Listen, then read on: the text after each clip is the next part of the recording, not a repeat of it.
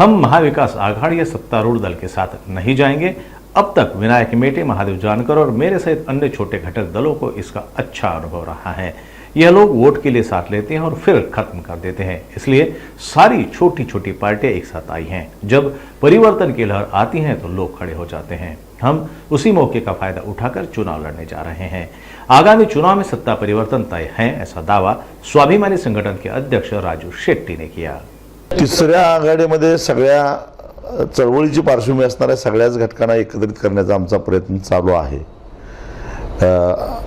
आंबेडकर साहेबांना मी भेटलेलो आहे, त्याचबरोबर बच्चू कडूंची माझी बऱ्याच वेळा चर्चा होती। आम्ही खास करून शेतकरी चळवळीमध्ये काम करणारे आम्ही प्रमुख नेते शंकरांना धोंडगे असतील, वामनराव चटप साहेब असतील, मी असेल, आम्ही वारंवार भेटून सगळ्या शेतकरी संघटनांनी एकत्रित येऊन परिवर्तन आघाडीच्या माध्यमातून एकमेकाच्या विरोधात उमेदवार उभा करायचे नाहीत आणि मोजके उमेदवार उभा करायचे आणि ताकदीनं निवडणूक लढवायचा असा आमचा निर्णय झालेला आहेच। याशिवाय छोटे मोठे पक्ष, मग सामाजिक संघटना असतील, शहरामध्ये काम करणारे, खेड्यामध्ये काम करणारे, यांनाही बरोबर घ्यायचं। ते नोंदणीकृत पक्ष असोत किंवा नसोत, पण त्यांना बरोबर घ्यायचं आणि प्रत्येक मतदारसंघामध्ये एक सर्वसामान्यांना आपलासा वाटणारा, ज्याच्याकडे नेतृत्व करण्याची क्षमता आहे, ज्याच्याकडे विजन आहे, ज्याचे हात स्वच्छ आहेत, ज्याचं चारित्र्य स्वच्छ आहे, असे उमेदवार जनतेला द्यायचे आणि जनतेतूनच ते सूचना घेऊन द्यायचे।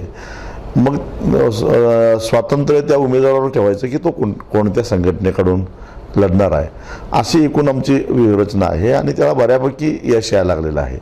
चर्चा बऱ्याच लोकांच्या बरोबर चालू आहे। अजून एकतर तिसरी आघाडी आम्ही याला म्हणत नाही, कारण तिसरी कशासाठी? आम्ही चळवळीत काम करणारे, आम्हीच खरे सर्वसामान्यांचे प्रश्न हाताळत असतो, विरोधी पक्ष आम्हीच जिवंत ठेवतो। हे जे दोन्ही आघाडीतले जे प्रस्थापित नेते आहेत ते 4 वर्ष 9 महिने घरात बसले असतात आणि निवडणुका जाहीर झाल्या तर पांढरे डगडे घालून बाहेर पडतात। यांचा आणि जनतेचा संबंधच काय? यांना काही इजम नाही, यांना विचारधारा नाही। कधी इकडं असतात, कधी तिकडे जातात, कधी तिकडे जातात, कधी इकडे येतात। त्यामुळे या सगळ्या प्रस्थापितांना आता जनता विटलेली आहे।